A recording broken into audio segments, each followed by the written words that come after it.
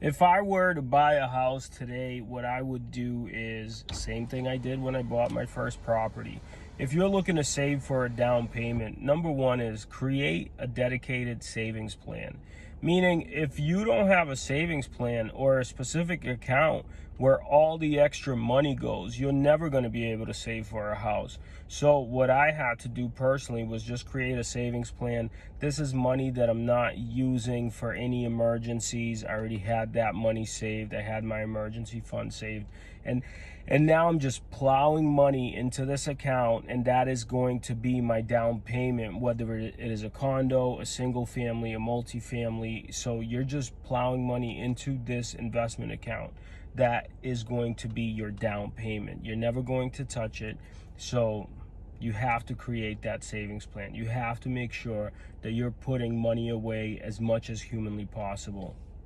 The next thing that you should probably do if you're going to be saving for your down payment, this is probably the harder one of all, cut all unnecessary expenses. And by all, I mean all. What I personally did when I was starting to save down payments for my buildings and for my real estate before I owned any real estate, when I was just renting a property, I literally had to cut all expenses. That means if I go out to drink coffee 3 times a day, cut. Now that money is going into my savings account for my down payment. If I went out to eat way too much, cut. Now that money's going into my savings account for my down payment. So basically, I sacrificed in the short term to have all the real estate and the things that I have now, and to be able to buy my first property, which is 1,000 times better than renting.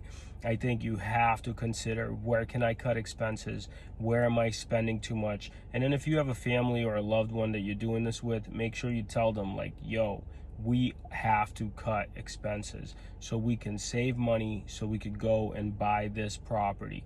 And that is done every day. It's a very painful process, but I did it, so I know you can do it.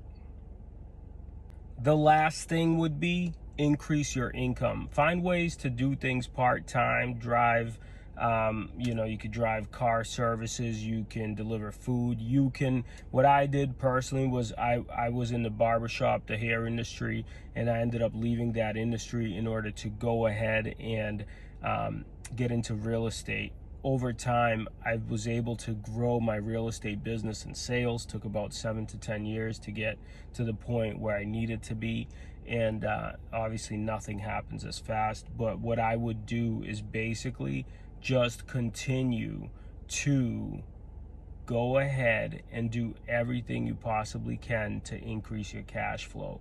Sell stuff, get another job, do whatever you have to do to increase your income, because if you actually do that, that's going to help you put together that savings plan and save way more money for your down payment.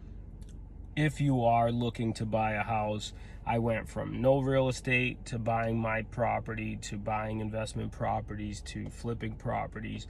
And if you're looking to start your journey and buy your first home, I'd love to help you. You know who to call.